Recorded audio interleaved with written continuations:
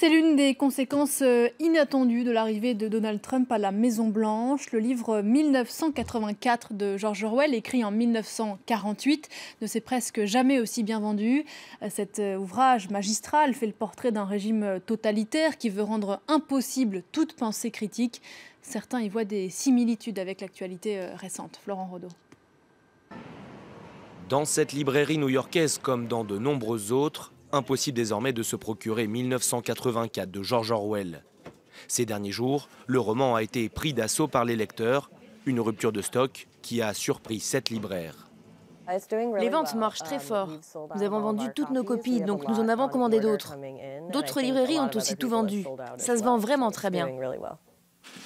Un succès soudain, lié aux propos tenus par deux membres éminents de l'administration Trump, qui ont parlé à de nombreuses reprises de faits alternatifs. Une version des faits différente de celle que les médias voudraient imposer, une réalité parallèle dans laquelle la vérité pourrait être une simple question d'opinion.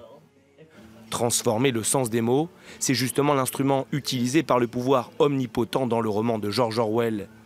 Publié en 1949 et classé depuis parmi les 100 meilleurs romans de langue anglaise, 1984 dépeint un régime totalitaire dans lequel la pensée critique est interdite. Un livre souvent brandi pour dénoncer les risques d'atteinte aux libertés fondamentales. L'histoire se répète, donc peut-être que les gens se disent qu'il faut fouiller dans le passé pour apprendre sur le futur. Je pense qu'on peut toujours apprendre quelque chose.